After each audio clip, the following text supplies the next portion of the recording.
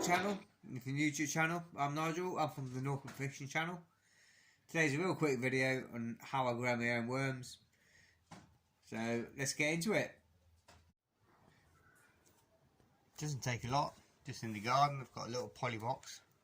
Just put it in an old desk so it's nice and sheltered. I've got one of these from work. It's just what we used to get the fish in. You can see there's loads of flies in that.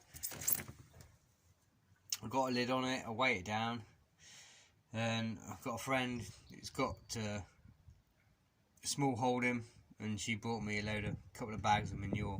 In the bottom of there I've got some manure. I need some fresh manure, and I just went to the tackle shop about 3 years ago and I bought a kilo of worms.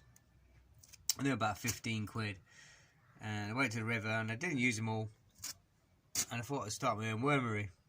And I've just got loads of rotten veg in here, and what I found the best is anything with high water content, cucumbers, melons. I put tea bags in there and all sorts of bits and pieces. I just got loads of topsoil. This will need topping up again. It's getting quite low now.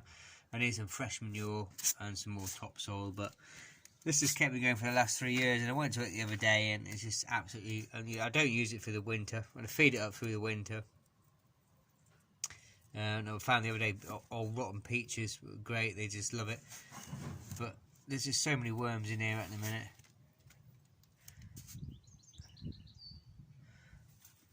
There's thousands in here.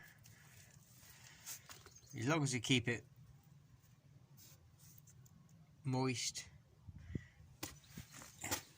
natural rainwater, never ever water it, never ever put tap water on your worms, it will kill them instantly. And you see them all at the bottom here. Look at all them.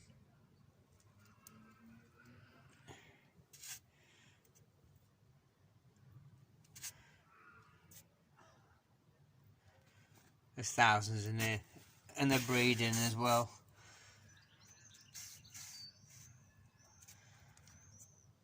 And it's just so easy and cheap to do, isn't it? You know, save yourself some money instead of going to the tackle shop and spending £15 a kilo. Grow your own. I've got 2 of these now, and that's enough to keep me going for that the whole year. And as I said in the other video, unless you're going somewhere there, feed and just they like specifically worms and nothing else, I'll keep worms as a last reserve, because you know, times of the year, spring and autumn, when they're sort of like in that in between periods, if you're going to commercials or rivers where they're just coming out of a dormant state from winter, worms work great. They can get a bit iffy on other baits. But apart from that, when I'm fishing, I'll keep them as a backup, as my last sort of like reserve. They're not taking anything else. They're not introduced to worms, because it can make things worse rather than better. But yeah, it's just a quick video. It's dead easy to do, dead easy to set up.